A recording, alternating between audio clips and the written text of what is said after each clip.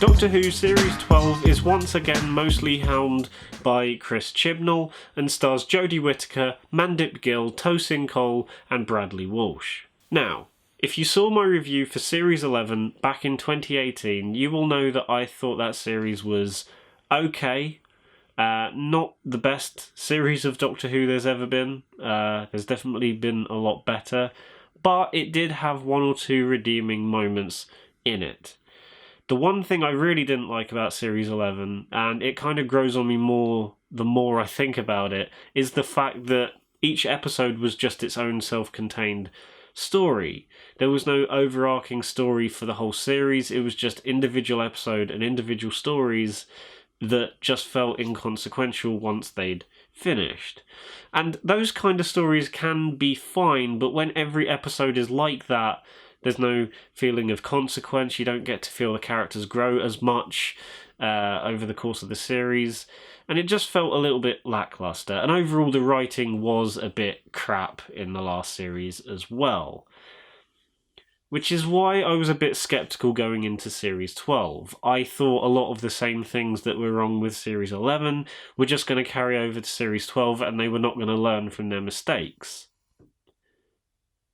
Well, I'm an idiot because, believe it or not, they have actually learnt from most of their mistakes. It's still not perfect, but a lot of what was wrong with the last series has been cleaned up and is a lot tighter and better in execution here than it ever was in Series 11. Looking back at that review for Series 11, I gave it a 7 out of 10, and I feel like I was a bit too generous there. I think looking back at it now, I'd probably give it a 6 at best. And especially after watching this series, I can definitely tell you that the flaws of Series 11 do stick out a lot more because of how good and a lot more consistent Series 12 was. The first thing I have to say is that one of the first things that became very prominent from the word go in Series 12, there was an immediate clean-up of what they did wrong in Series 11, is the fact that there is now an overarching storyline in the series. A lot of stuff gets set up in the first two-parter of the series, and that carries on throughout most of the series. You do get your own standalone stories throughout the thing, but every now and then, the main overarching storyline does get brought up every once in a while, and you never forget it's there. It's always there in the back of your head. Even during the individual episodes that just kind of do their own thing, you are always thinking, okay, is this going to affect that overarching storyline, or what is going to happen to that eventually? And it's always there in the back of your head, and that's what I've always liked about Doctor Who. And the best, another positive that I can give about Series 12 is that I actually think, and I know this is coming from someone that loves the Russell T Davies era of Doctor Who with Eccleston and Tennant, but I actually think this series handles an overarching storyline and a kind of mystery box thing that we lead towards the finale. It handles that whole thing way better than Russell T Davies's era ever did. Because with Russell T Davies's era, you had things like Bad Wolf and the whole Torchwood thing, and basically singular words or phrases or things that kind of carry on in the background of most of a series, only for it to be very prominent in the finale. They tried doing it again during Matt Smith's run with the cracks in time and the silence, and after a while, that whole kind of way of doing it just felt very boring. Like, it was fine the first 2 times they did it, but after about the 3rd or 4th time, it was just like, okay, this is getting a bit annoying. Whereas here, it actually becomes a prominent part of not just the first and last episodes, but actually becomes a prominent part of quite a bit of this series.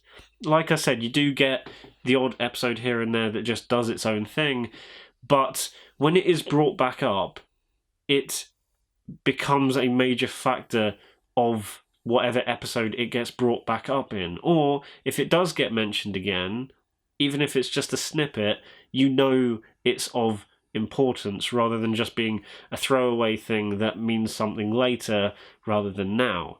And I really like that in this series, because that's something that, like I said, did annoy me the more they did it in previous seasons of Doctor Who. But here, it actually feels like they are doing their best to build to something in a way that doesn't feel like they're just making little nods to it in the background. They are actually making an effort to have this big thing at the finale be very prominent throughout the whole series.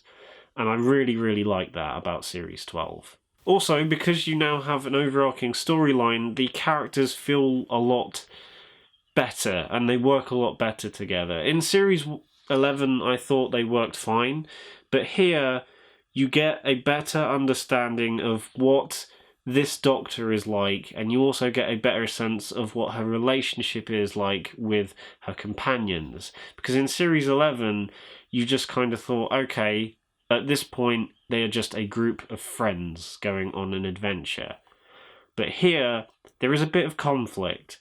You actually get a sense that, yeah, they are still friends, but the Doctor's not telling them everything that they should know, or that they want to know. And then it kind of adds this bit of mystery to this Doctor, but also kind of adds this conflict to the whole series that just kind of escalates, and you're never quite sure where it's going to go. And I really did like that about this series. It wasn't just straightforward, okay, we're just a group of mates. In this series, there was a little bit of conflict and a little bit of consequence. Which goes on to my next point, which is that I'm really starting to gel with this Doctor a whole lot more. I liked her in Series 11, but in Series 12, I am really starting to understand where this Doctor is coming from. And Jodie Whittaker really does commit in Series 12 to the role of the Doctor, and I really liked what she brought to the table on a few specific moments. And one thing I did like is that at the start of Series 12, she's pretty much the same personality she had in Series 11. She keeps asking questions every 5 minutes, not quite sure what is going on until she clicks. You know what she was like in Series 11. But in Series 12, she starts off that same way, but by the end of the series, she is a completely different person, I feel, than how she was at the start. At the start of the series, she was the same she was in the last in Series 11, but at the end of the series, she finds out some very traumatic things, and it changes her as a person, and she becomes a lot harder and a lot, not meaner to people, but a lot more to the point. Kind of like riding that line between where Matt Smith's Doctor could be sometimes, where he was very abrupt and just wanted to get to the point and could be very rude, but also drawing the line between David Tennant's Doctor, where he could almost be a bit of a control and power freak. It's that fine line between those two different personalities that she's going for, and I think it works in the moments that it is there. Also, and I don't know how much I want to say about this, because I know there are some people out there that haven't seen Series 12 yet and might be using this review as a means of gauging whether it's good or not. So I will try and keep what I'm about to say as vague and as spoiler-free as possible. But Series 12 has a lot of secrets hidden up its sleeve. Things that I genuinely didn't know they were going to do, and they throw it at you in a way that feels relevant to the story.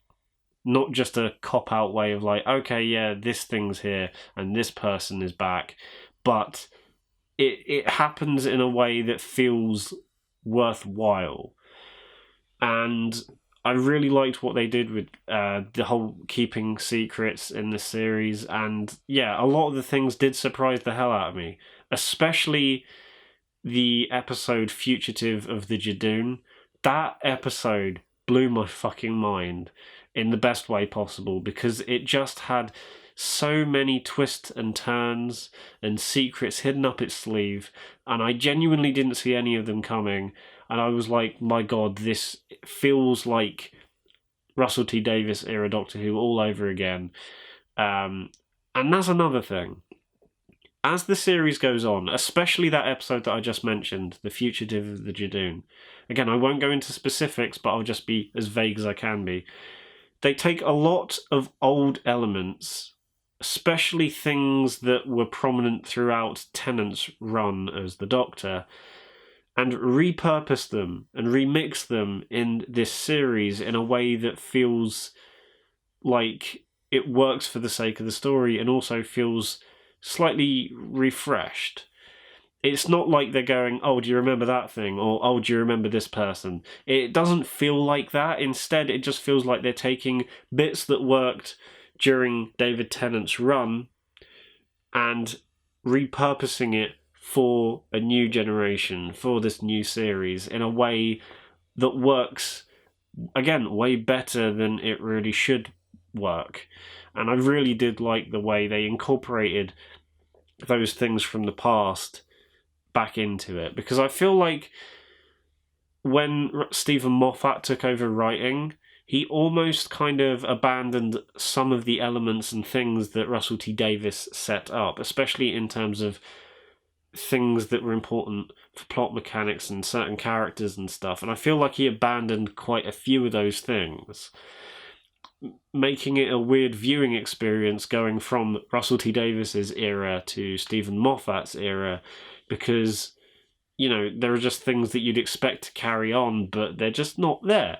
So the fact that this is bringing stuff back from previous seasons and making it work for a new era, I think is really good, and is something that needs to happen in Doctor Who a whole lot more, outside of just referencing previous iterations of the Doctor and things that they've done. Actually do things from previous series, actually take things that worked in previous series and reuse them in a way that doesn't feel forced. However, Series 12 is not perfect. It does have a few things letting it down from being one of the best series of Doctor Who in recent years. First of all, like I said before, the writing is better, but is still a bit rough around the edges. There's a few moments in particular I can think of where it's like, you still got a bit of Series 11 in you. You just need to kind of, move that out. This series does a few things that may piss long-time fans off. Again, I won't get into specifics, but when something is established during the middle of the series, it left a lot of people thinking, right, is that what they are trying to do? If so, I'm not quite sure how that's going to go. And it left a lot of speculation in terms of how they could take this one thing and where it could lead to in the series finale. And then the series finale happens, and those fears that a lot of fans had were in a way confirmed. I thought the series finale handled it in a way that didn't bastardize 50 years plus worth of Doctor Who lore and, continuity. I think it actually kind of worked. I'm still trying to process the series finale because a lot of stuff happened in it, and it is a lot to take in. But I think for what they were going for, I think it's the best they could have possibly done it. In terms of other issues I had with Series 12, there is literally only one that I can think of off the top of my head, and that is an episode called Orphan 55. It kind of sticks out like a sore thumb in Series 12 because every other episode is either pretty good or really, really great. Orphan 55 is crap.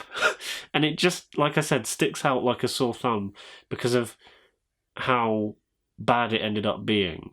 And it's a shame because when the episode started, like the first 5 to 10 minutes of the episode are genuinely pretty good and had a lot of intrigue with it. There was some suspense, there was some tension. The premise it was setting up was something we've seen in Doctor Who quite a few times, but presented it in a way that was different enough that could make it interesting. And I was on board. Then the episode kept going, and again, I was still on board with it, but it kind of started to go a little bit downhill. But I was like, okay, no, I'll just give this one its due, and I'll just let it do its thing and see where it goes.